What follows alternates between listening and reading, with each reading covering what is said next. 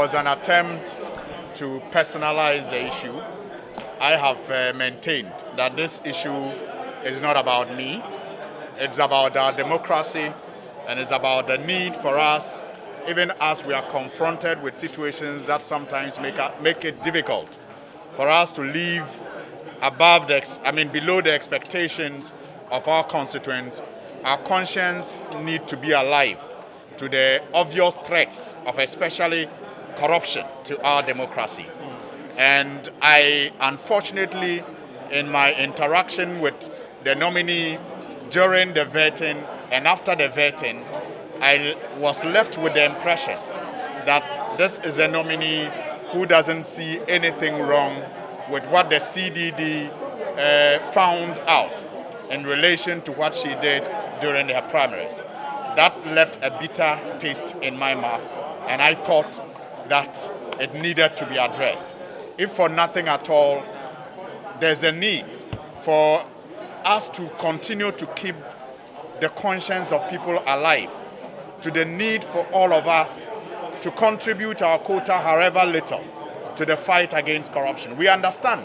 In fact, there is a report that says that corruption in Africa, especially in our part of our world, is driven by the need of the society. So it is difficult for one to want to suggest that we can wish away corruption, or we can wake up and live in a society that is corruption-free. But the little steps that we make towards that must not be killed. And that will be killed when we begin to numb our conscience towards the fight against corruption.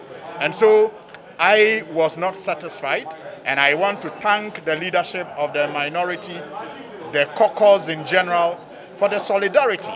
In fact, it gives me inspiration that indeed, when it comes to doing what is right, when the approach and the circumstances and the situations are right, our side will always rise up to the occasion.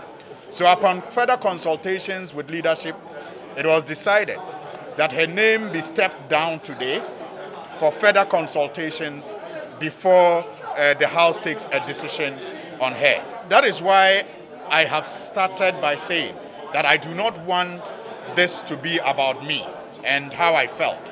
I want it to be about how, after my interaction with her during the vetting and after the vetting, left me with the feeling that this was a nominee whose conscience was not alive to the threat of corruption, to the democracy that we practice. It shouldn't just be about how I felt when she accosted me or interacted with me after the vetting. It's about the motivation for us to ensure that at all times people are alive to the threats of corruption.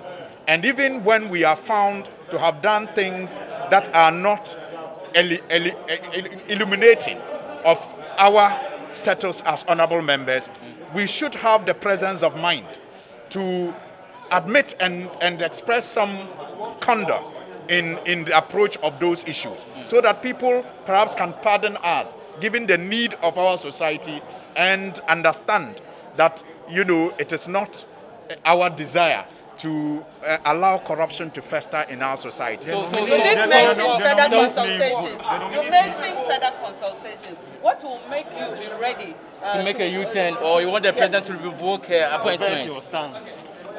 This is, like I have said, a matter for the House to decide. I am grateful for the solidarity from my caucus and my leadership. But for me, I am inspired by their action to believe that when it comes to doing what is right, when it comes to upholding the right values in our society, when the circumstances, the approach, and the situation is right, we can count on members of parliament to stand with what is good.